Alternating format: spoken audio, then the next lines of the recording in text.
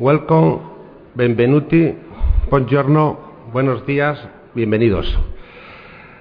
Before beginning this lecture of the art about the bipolar disorder, I would like to express my gratitude to the European Society of Child and Adolescent Psychiatry the possibility to speak about the bipolar disorder in child and adolescent psychiatry. It's for me a very good pleasure to introduce Boris Birmaher, Dr. Boris Birmaher. He is a very good clinical, in opinion, is his patient. I know it.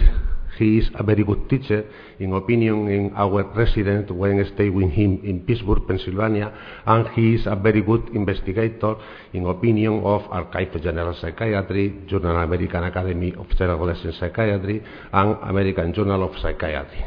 And he is a close friend, in my own opinion. Dr. Boris Birmaher will speak about the bipolar disorder in child and adolescent, longitudinal course and clinical picture. It's for me a very good pleasure to present it, to introduce it. Dr. Birmaher, whenever you want.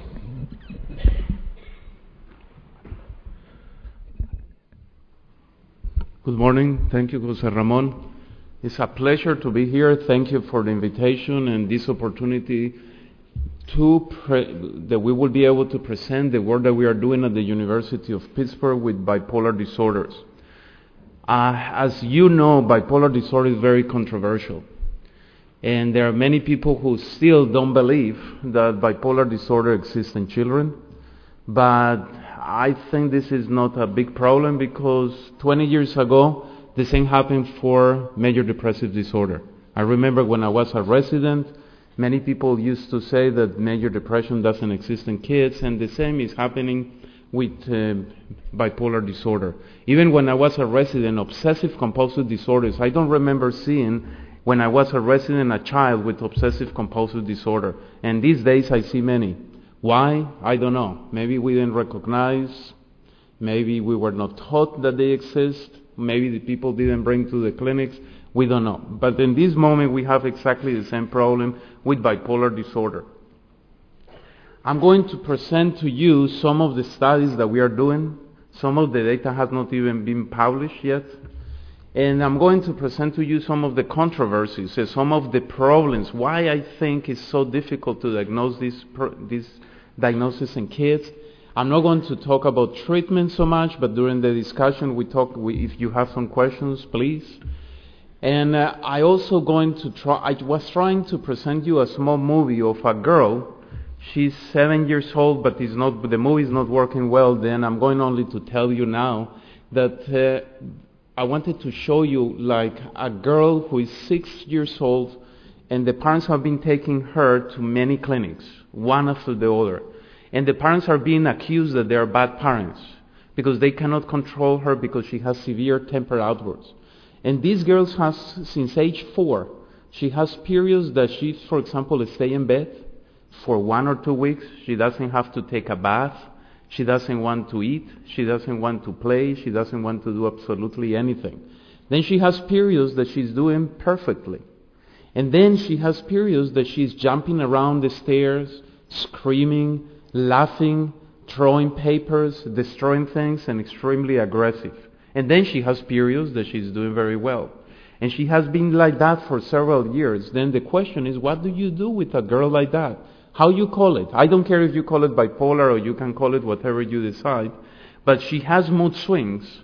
And she has periods that she does well. And if this girl was 25 years old or 30 years old, I don't have any problem diagnosing her bipolar. Because she's 6 years old, many people are afraid.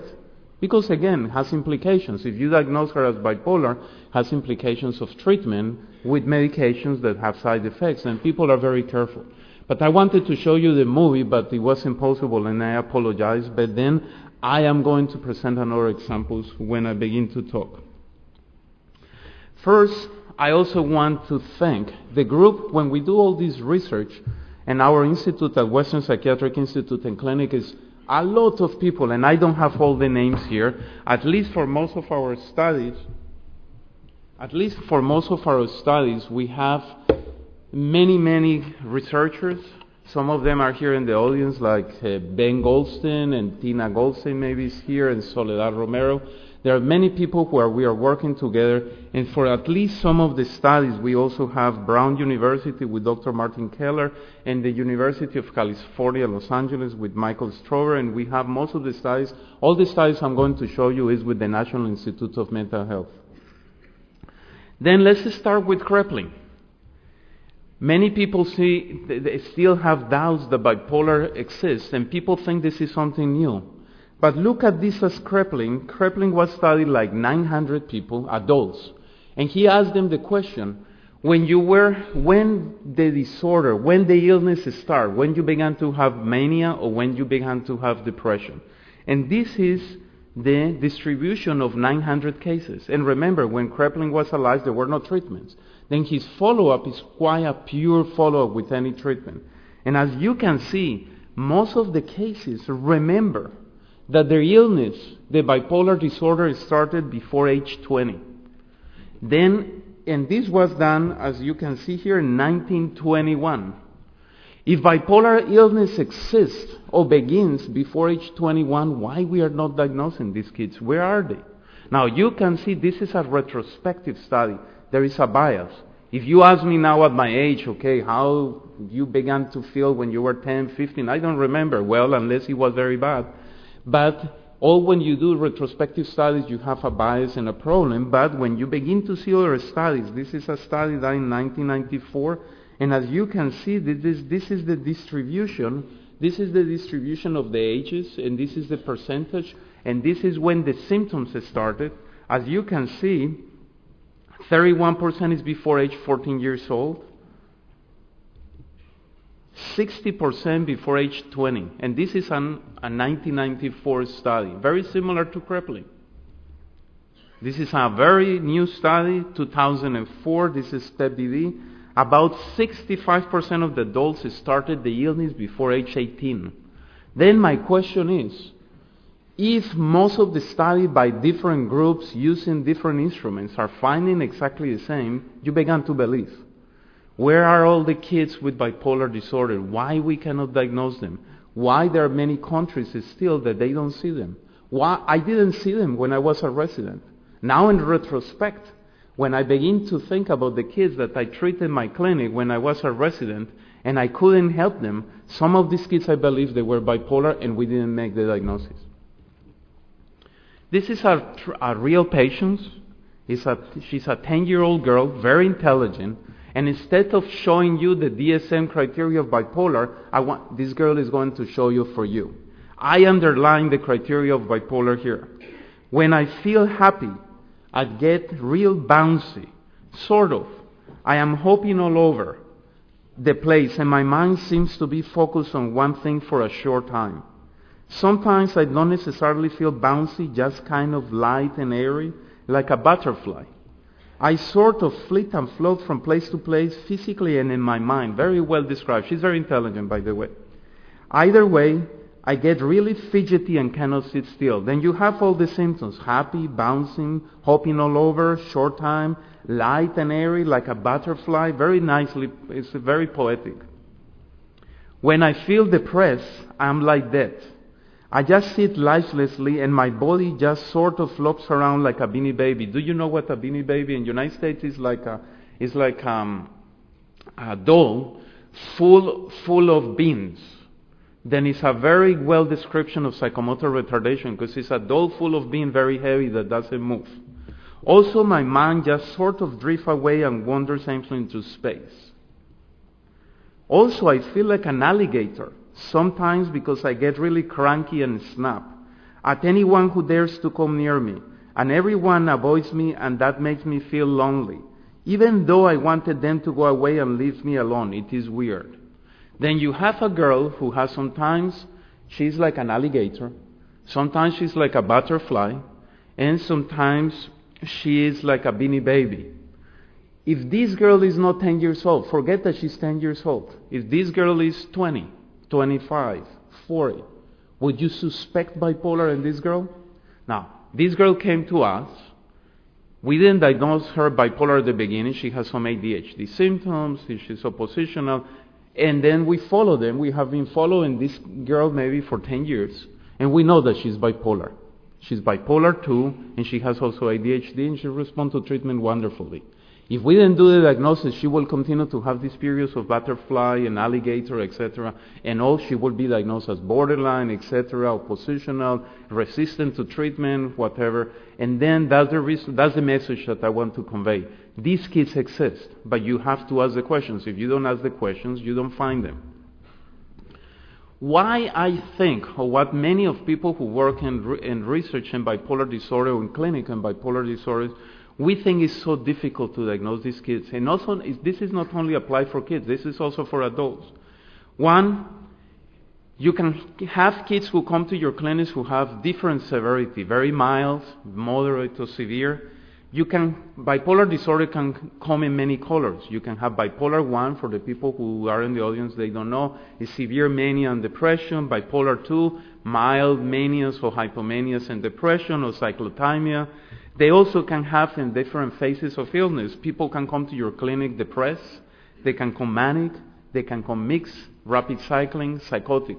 Then it's a lot of variability. It's an illness that is very variable, like many illnesses in medicine who are very variable, like say syphilis, that sometimes can come in so different colors that sometimes it's so difficult to diagnose.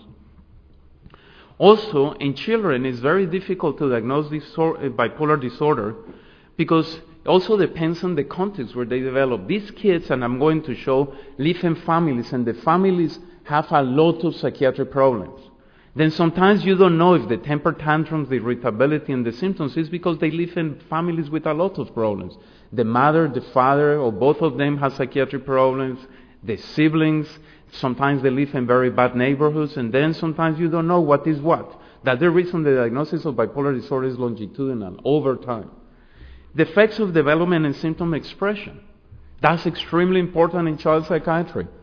If I have depression now, I can come and tell you, listen, I feel sad, I have the blues.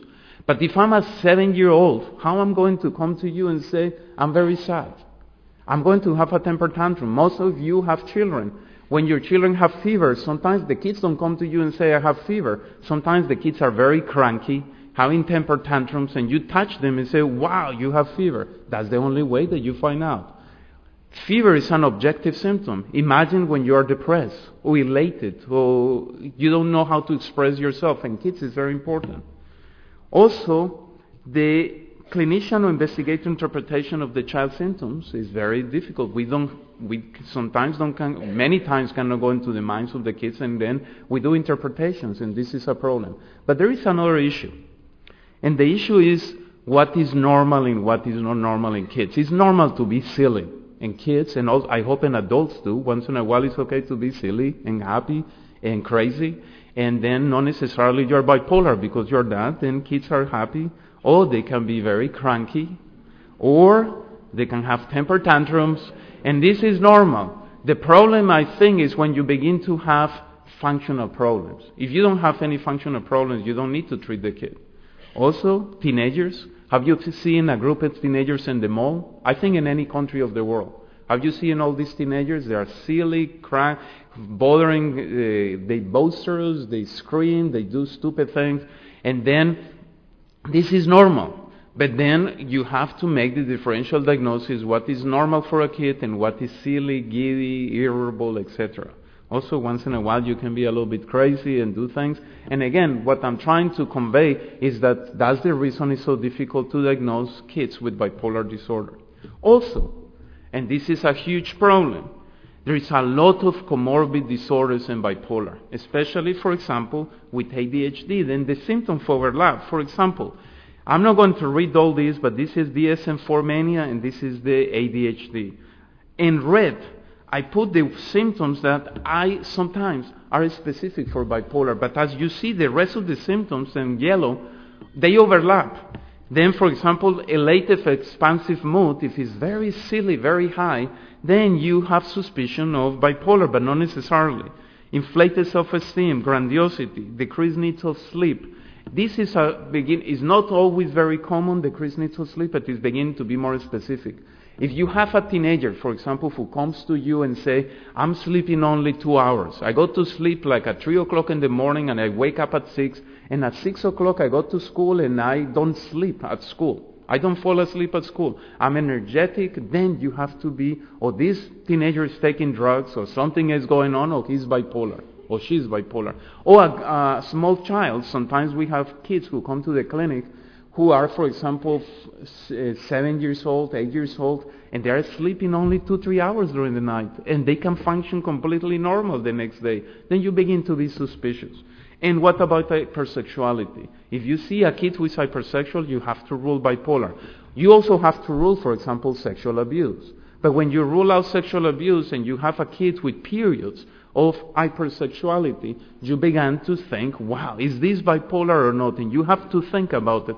Now, if you don't believe that bipolar exists, then you will never ask the questions. Now, how do we validate a diagnosis? This is not only in psychiatry, this is in general in medicine. You need the epidemiology of the study. It's a consistent and reliable clinical picture, the natural progression, family history, and there are 2 ways to do the family history. Bottom up, it means from the children to the parents, or top down, from the parents to the children, biological studies, and respond to treatment. When you have all these criteria, you begin to validate the diagnosis, and then many of the child psychiatric diagnoses are being validated in many ways. Now, what about bipolar? I'm going only to present a study of the natural progression and the top down because we don't have enough time, but there are already treatment studies, biological studies, etc.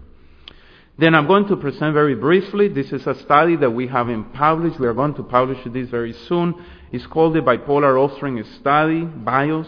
And then in this study, we are taking children of bipolar parents and comparing with children of community-controlled parents. It's a National Institute Mental Health study. And this study, we are taking the parents from all the clinics that we have, studies, advertisement, and the control parents, we get them at random from the community. I'm not going to go in. If you want to know more details how we do the randomization in the community, I will be more than glad to tell you. Then all these kids are being blind. We don't know the diagnosis of the parents. We don't know the diagnosis of anything. It's completely blind. I'm not going with all these details. We try to assess as many things as we can, dimensional and categorical psychopathology, then the parents and the kids, psychosocial functioning, psychopathology and functioning of the parents and the family. We are doing DNA, some functional MRIs, and the only exclusion that we have, is that they cannot participate in the study. We don't have any exclusions for this study. We take almost everything kids, but there are kids who cannot talk or they are very mental retarded, then we cannot assess them. That's the only exclusion. For this presentation, I only select the first 300. We have recruited around 540 kids of bipolar parents, but I'm going to present the results of 370 offspring of 226 parents. And 226 offspring of 130 controlled parents.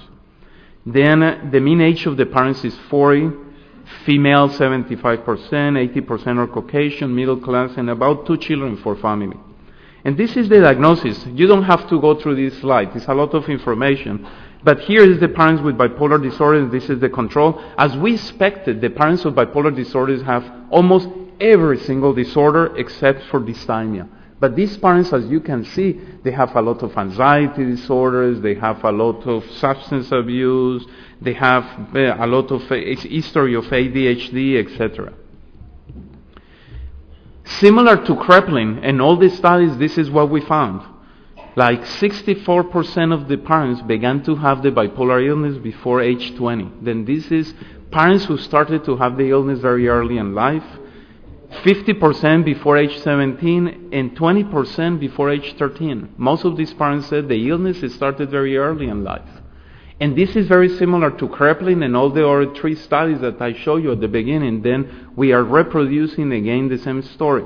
Bipolar disorder starts very early in life. We don't identify this correctly. It takes around 10 years when you begin to have the symptoms until you have the diagnosis. This is 10 years of your life.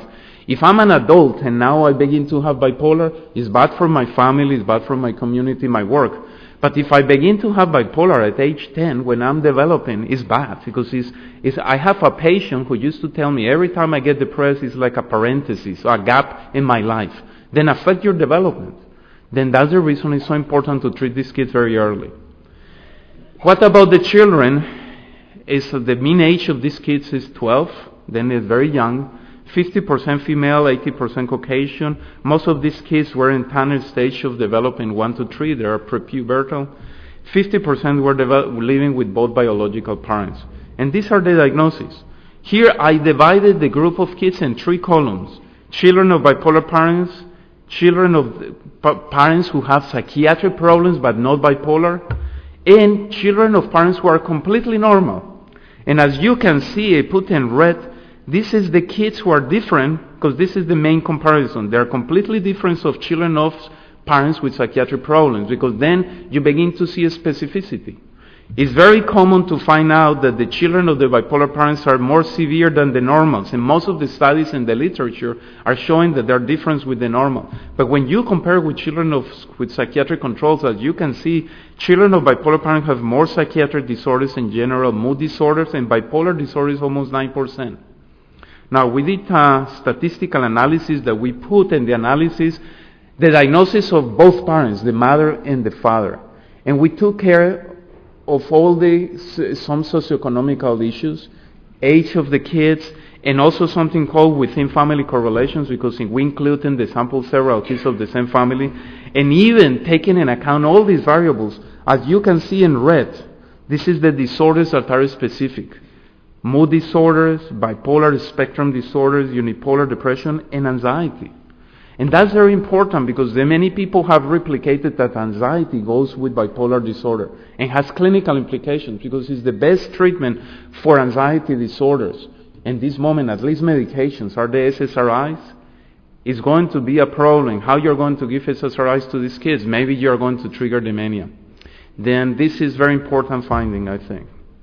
Now, when we try to see the evolution of the symptoms, when the kids began to have the symptoms of mood disorders, and this line here is the children of the control, and this line here is the bipolar offspring. As you can see, around age 10 or 11, it begins to separate very nicely. This is a huge separation.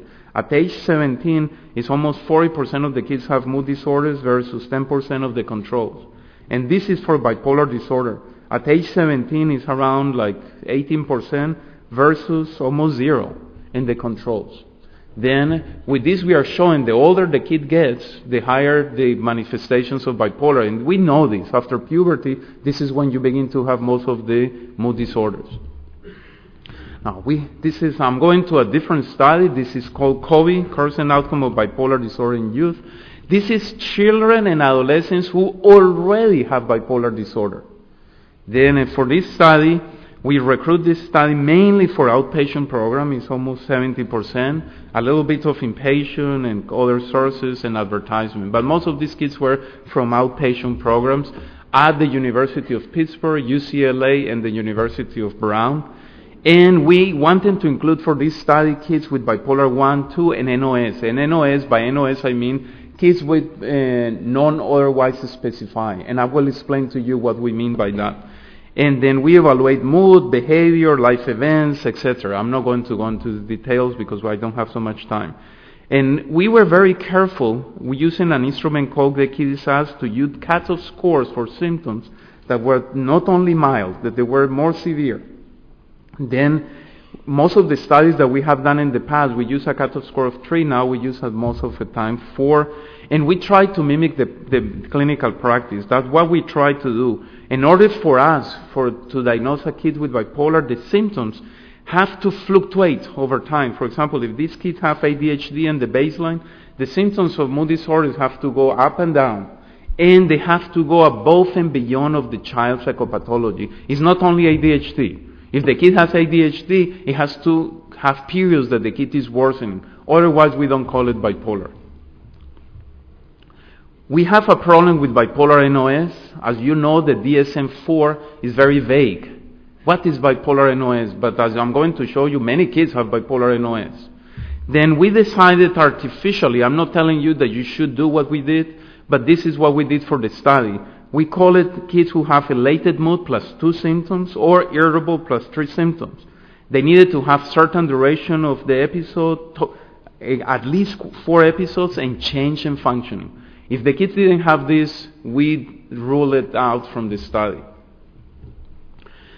I'm going to present 438 kids. It's almost all the sample because we recruit 446 and we close the recruitment now, and we have been following these kids for 6 years. Then I'm going to show you some of the data. The mean age is 13 years old.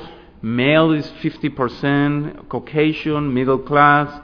Living with both biological parents is 40%, and this is a lot of families who are not complete. Age of onset, look at the age of onset on this kid. The mean age of onset is 9, but with a standard deviation of 4. The duration of illness when they came to see us is around 3 years. And as you can see, the functioning, CGAS is the Clinical Global Assessment Scale, and then 70 is the cutoff scores. Below 70 is not good. And most of these kids at intake, they have 55, and lifetime almost 40. Then these kids are doing poorly in life, quite poorly.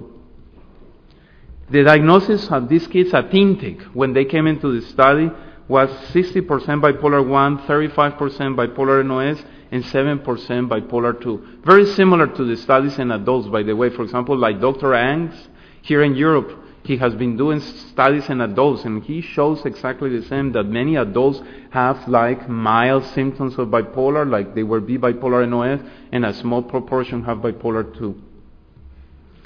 As you expected, there is a lot of comorbid disorders, anxiety disorders 40%, ADHD in our group is 60%, oppositional defiant 40%, conduct 30%, substance use disorders 10%, but remember that the mean age of this sample was 12 or 13. Then we are beginning to follow these kids, and Dr. Ben Golson is doing these studies, and what we are going to see, unfortunately, is that these kids are going to begin to increase. The older they get, the more substance abuse. Then we have a window of opportunity to do prevention for these kids. Psychosis is very common, and bipolar disorders 30%, to the point schizophrenia is rare in kids, I'm glad.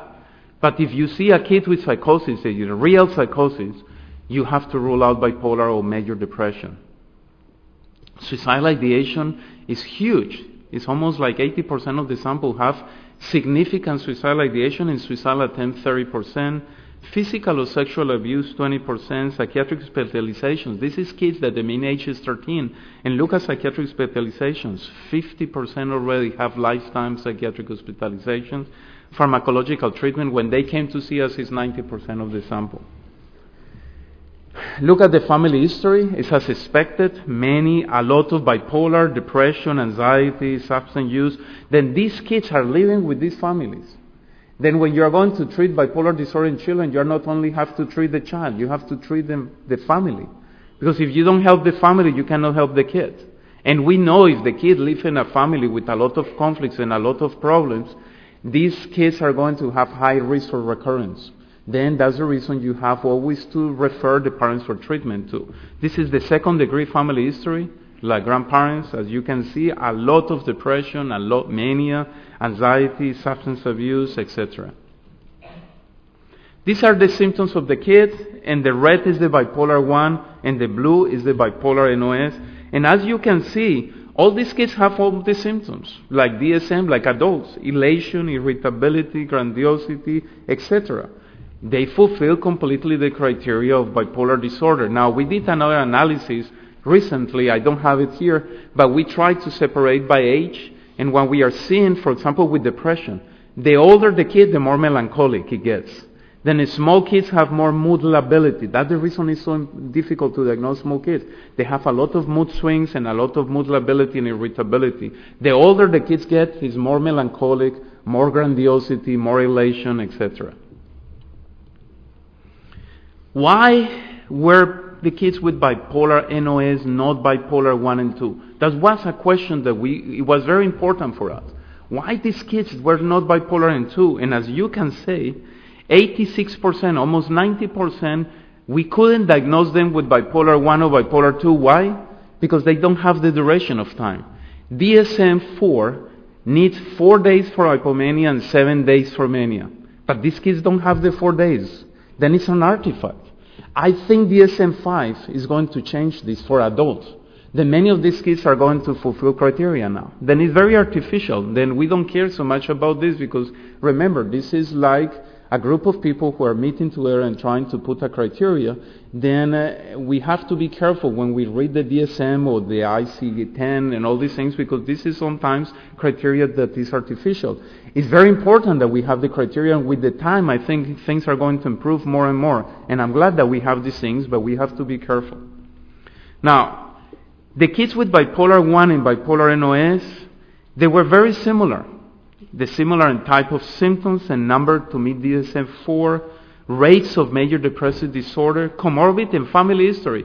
The same comorbidity and the same family history between kids with bipolar NOS and kids with bipolar 1. But there were differences, as I said before. The main differences: duration of episode, severity of manic and depressive symptoms. This is kids who have more mild episodes, and more psychosis and suicidal attempts in the bipolar 1. Then this is the same. If you're going to have a cold, you can have a very mild cold to a very severe cold to a moderate cold. You can have a cold that you still can come to a conference, or you can travel, or you can go to work, or you have a cold that you cannot work and you have to stay in bed. The same is with any illness, and the same is with bipolar. You can have very mild illness that we call bipolar NOS at this moment. Maybe in 5 years we are going to call it differently.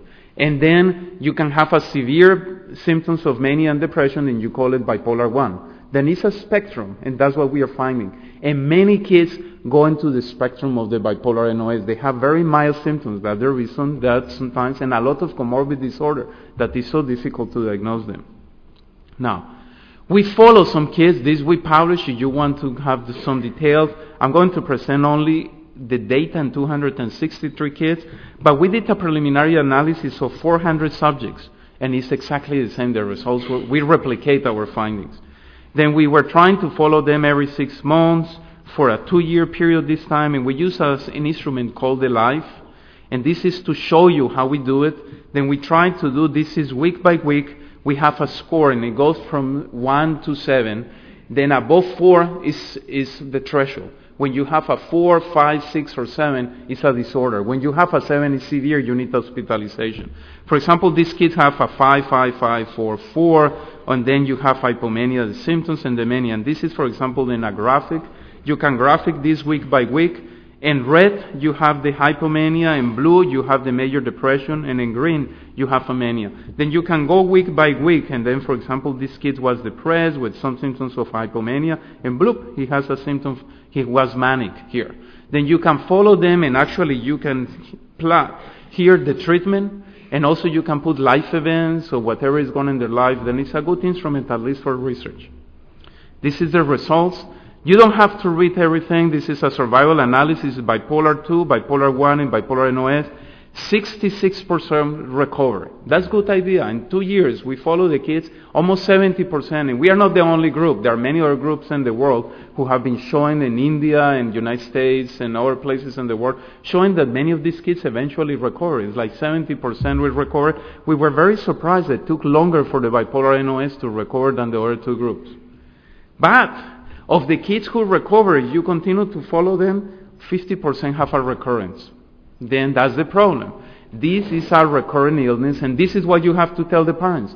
This is like asthma, like seizures, like any illness is chronic and recurrent. And then you don't treat them one time and goodbye. You treat them, and then you have to do follow-up, because these kids continue to have recurrences. And that's the problem with the treatment. Because even with the best treatments, all these kids, remember, all these kids are being treated. This is a naturalistic study. They are getting psychotherapy, medications. I will show this in a minute. And these kids continue to have recurrences. Then, let me see. I'm sorry, I'm going backwards, I think. Then these kids continue to have recurrences. And I try to do a different analysis for you. And then you can read this in the paper. And what we try to do is the weekly symptom and status. Is the percentage of follow-up weeks spent asymptomatic or symptomatic. Then when you take the 2 years, you say the percentage of time that they're depressed, the percentage of time they're manic, etc. And as you can see here, euthymic, meaning that they're normal, only 40% of the time. With syndromes, 20%. Subsyndromal, 40%. Then if you add 40 and 20, 60%. In 2 years, 60% of the time these kids were symptomatic. With subsyndromal symptoms or syndromal symptoms. It means that despite the treatment, these kids continue to have a lot of symptoms. All of them. And white is bipolar 1, black is bipolar 2, and the gray is bipolar NOS. Now, bipolar NOS, by definition, they have a lot of subsyndromal symptoms. Many of these kids during the follow-up were suicidal, psychotic, they have more hospitalization, and look at the treatment with medications. 50% have 3 to 6 medications. You can ask why. Why? Because these kids have mania, have depression, comorbid disorders. And if you go and ask the pediatrician or the pediatric neurologist, how many medications are kids, for example, with very chronic, difficult to treat diabetes? A lot of medications. Difficult to treat hypertension, a lot of medications. Difficult to treat seizures, a lot of medications. Then the same happens with bipolar. We don't have to be surprised that sometimes these kids need 2, 3 medications. And we have to tell the parents this, that many of these kids are going to require at least 2 medications to manage, because unfortunately bipolar is 2 poles, mania and depression plus comorbid disorders. The predictors of poor outcome were early onset, psychosis. Actually, bipolar NOS was a predictor of poor outcome. Mixed episodes, low socioeconomic status, and the preliminary analysis, anxiety and ADHD were predictors of poor outcome in these kids. That's the reason you have also to treat the anxiety and ADHD of these kids, otherwise they don't do well. We were lucky that the group in California by Dr. Judd shared his data with us. This is a study in adults for 20 years who also they're using similar instruments to the ones that we use. So we use the same instruments that they use. They use the life. And they agree to share the data, and we did exactly the same statistical analysis that Dr. Judd. And then in blue you have the adults, and in yellow you have the children. And as you can see, children are significant time less, they spend significant less time well than the adults. And this is the main difference here, mixed and rapid cycling. Then that's the reason. One, it's so difficult to diagnose kids because the mood symptoms are up and down and they're very mixed sometimes, very difficult to diagnose. And second, that's the reason it's so difficult to treat. Because at least in adults, which disorders, which type of bipolar disorder are the more difficult to treat in adults? The mixed and the rapid cycling. Unfortunately, the kids have a lot of mixed and rapid cycling. That's the reason it's so difficult for us to treat them. Coming back to Kraepelin, we are not the first ones. From 1920, he was already talking about this. Look at the results of Kraepelin. In gray is depressed, and these are the mixed, and in blue is the manic. Oops. And the blue are the manic. Who are the people who have more mixed episodes according to Kraepelin? It's below age 25. Then Kraepelin is already telling us years ago, we didn't listen to him. We didn't went and read the book. By the way, if you're going to work in bipolar, go and read his book. It's very short, but it tells you exactly what's going on.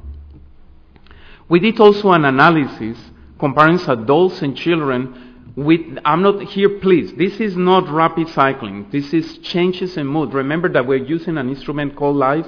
Goes from 0 to 7, then you can see changes and fluctuations in mood. And as you can see, go ahead and concentrate here. In purple is the children and adolescents, and blue is the adults with bipolar 1. And this is only kids with bipolar 1. And as you can see, kids have around 30 changes in mood per year in a period of 20 years. We extrapolate this to compare it with the adults, and the adults are only like 5. Look at here at 1 year. The adults are like, looks here at 5, yes, at 5 years. The children are in 5 years 50% like changes in mood versus the adults who are like only 20.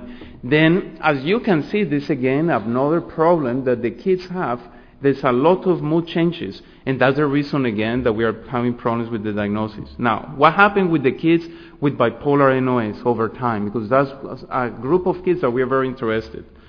It took longer time to recover, and around 30% converted to bipolar 1 and 2.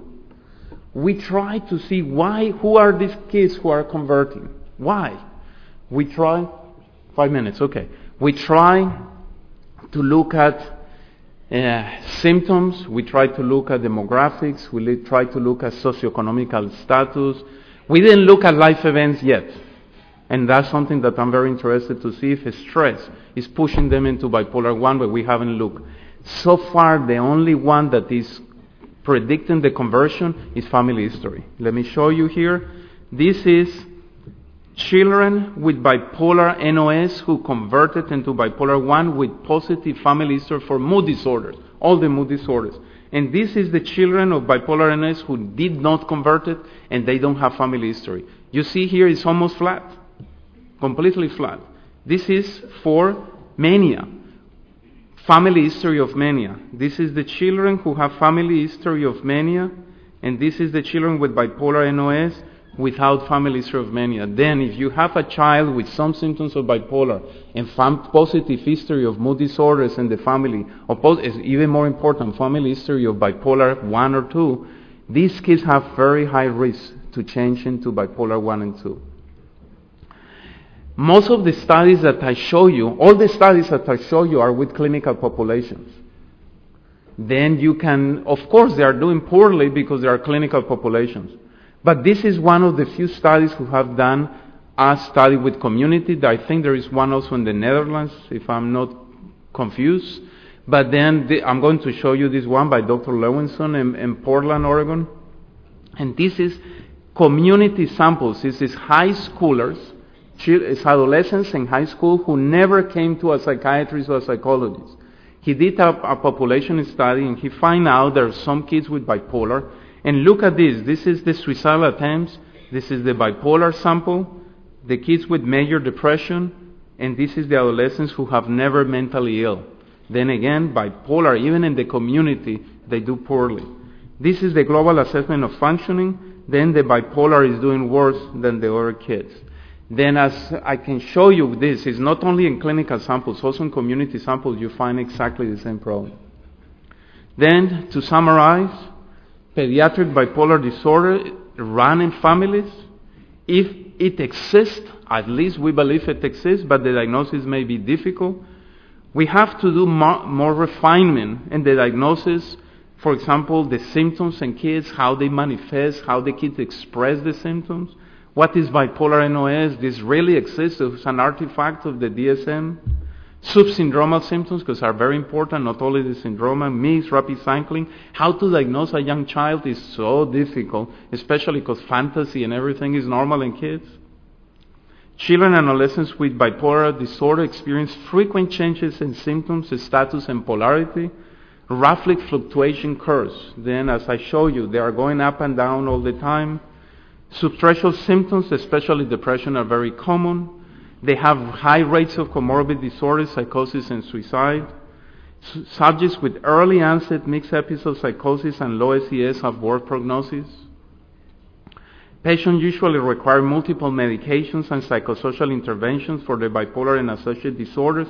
I didn't have time to show you, but at least in the United States, because the insurance companies, you have to pay for it, most of them. Sometimes these parents completely spend all their money treating these kids, paying for the medication, paying for the hospitalizations, because they have recurrent hospitalization, require many medications. Many parents have to use all their savings only to treat these kids.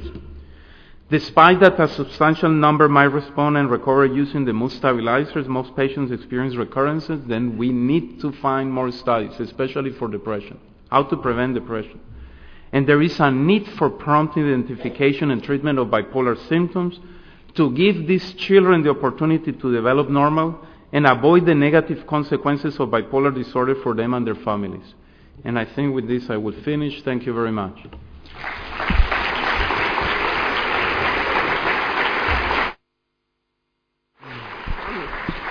It's not on. I think we have time for some questions. It's not on. Jose Ramon. Hello? Have time for questions? Yeah. Okay. Yeah, thank you so much, Dr. Boris. I'd like to say bipolar affective disorder is a common presentation in child and adolescent practice in Nigeria. So this is an interesting thing for me. So with that, we'd like to welcome questions, comments, please.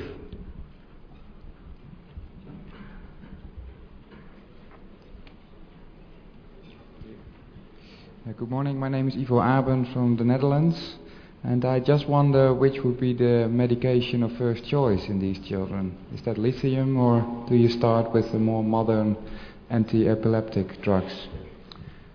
The question, if you didn't hear, is what's my preferable drug? Then I don't have anyone. We need more studies first. But then in this moment we have the mood stabilizers, and we are including even the atypical as a mood stabilizer now, because it's more and more studies are showing that there are mood stabilizers as good as the other ones. If the kid is very acute, each person is different. If I have, for example, a kid who is extremely acute, I don't have enough time to wait till lithium will work, and I don't have time till Depakote will work. Then I start with the atypicals. Which atypical? I'm trying to use the ones who don't increase weight as much. But kids are very sensitive to weight gain with any one of them, maybe except Geodon. You have Geodon, is Ciprazidone. Okay, then is Geodon, Ben? Is Ciprazidone or Ipricazone? Ciprazidone. Ciprazidone is the only one that doesn't increase so much weight in these kids. The other ones, they increase weight. Then in our clinic, we use a lot of all these medications that don't increase weight, but unfortunately, medications like olanzapine and the other ones, the kids increase too much weight, then you produce another problem. But sometimes you don't have a choice.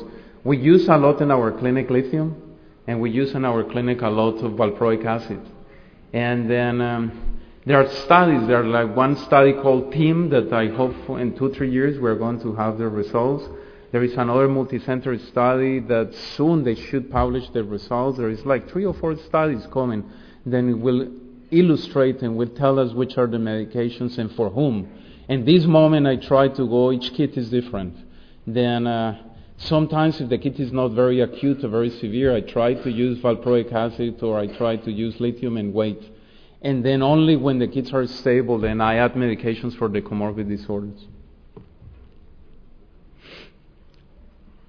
Any other questions? My name is Gabriela. I'm from Brazil. Do you think that ADHD and ODD can be like a prodrome for bipolar syndrome? Because in Brazil there is a group that doesn't believe that bipolar is so common in children. They think that it's ADHD and ODD. So I would like to know, what do you think about that? Yes, a very good question. And my answer is we don't know. We don't know if it's a prodrome or not, and I will be very careful because not every single kid with ADHD and ODD is bipolar. And if it's my son or my daughter, I'm not going to run to treat them with medications for bipolar only because they are ODD. Even if they have, remember what I showed you, even if they have parents with bipolar disorder, the incidence of ADHD and ODD in these kids is very high. Then are they oppositional because it's a prodrome, or they're oppositional because they live in families who have a lot of problems? The parents, these kids are living with dysfunctional families and the parents have psychiatric disorders, they live in bad neighborhoods. Is this bipolar, or is this because the kids are living in a bad neighborhood? Be careful. I will be very careful. Then in our clinic we are very conservative and we try to follow these kids many times. Only to give you an idea, we have a clinic that we funded almost 10 years ago for bipolar disorder, and actually the idea was not mine. The idea to fund the clinic was the parents with bipolar disorder. They said, we have kids with problems, can you have a clinic? And then we put a clinic for them. Then only to give you an idea, we do screenings by phone at the beginning. Around 50% of the screenings we exclude. Of the 50% that come to our clinic, 25% we don't think they are bipolar, only 25.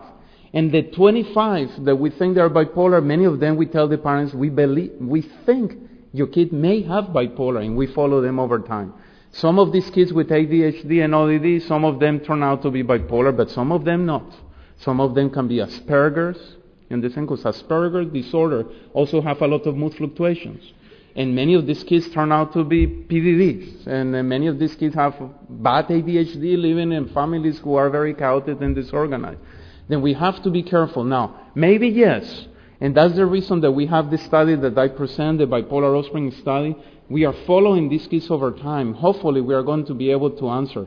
Do the kids with a lot of ADHD-like symptoms or ODD symptoms are going to become bipolar? Maybe. I don't know. I really don't know, and I will be very careful. I know that there is a group of people who say if you have ODD, ADHD, and you have very severe irritability, this is bipolar. I don't think this is bipolar. At least for us, it's not bipolar. But I don't have the truth. Maybe in 5 years I will come and tell you yes, but I don't know.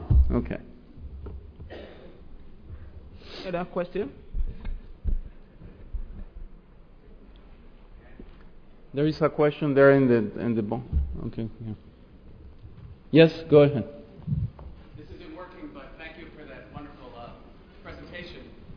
Thank you for that wonderful presentation. I was wondering about your thoughts regarding school interventions in terms of modification or special interventions for children with bipolar. That's also a very good question. Thank you. Yes, it's not only medications. Tina Goldstein 2 days ago was presenting that we do a lot of psychosocial intervention. We have a grant, for example, of family-focused therapy, of education, and we should involve the schools. Then we do a lot of education with the teachers, and because they have to understand what's going on with the kid. The kid is not only ADHD, it has ADHD plus. And then we educate the teachers, because what happens, for example, if the kid begins to be very manic in the classroom or silly and giddy, it's not the kid is bad. Some of these kids cannot control themselves.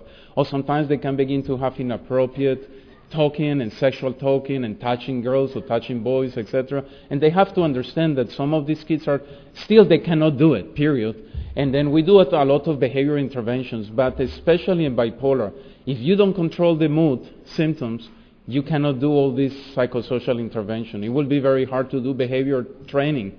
And we try with rewards and negative consequences, but at the end, the parents are going to be tired and frustrated. The teacher is going to be frustrated, the kid is frustrated, and the therapist is frustrated because nothing is working, because who followed this? You understand? Then you have to treat the ADHD and you have to treat the mood problem. And then once the kid is more stable, then you start the intervention. Also, they need a lot of remediation, you understand? And then many of these kids are ill for 6 months. Then they miss school, they are behind, and the kids are already beginning to do well. Then you send them back to school, but they're behind. They don't understand. They sit down in the math class and what these guys are talking about. Then they get depressed again. Because they get depressed because they don't understand a word what they're talking and they're very behind. Or, for example, if the kid has been hypersexual, like I can give you examples of girls that we have treated that get extremely hypersexual in the school and they have sex with many boys. Then the family rejects them. Then the kids at school are talking bad about them. And then you have now to do a psychosocial rehabilitation. It's like, I call it psychosocial scars. Then you have to begin to treat the side effects of the illness. We are very afraid of the side effects of the medications. What about the side effects of the illness? The side effects of the illness are very bad. That's the reason that we should worry about them a lot. And then we have to manage school with all the things that we do for all the psychiatric disorders. Very similar. Yes, yeah. There are several questions. People can take the microphone, please. Stefan Royen from Denmark.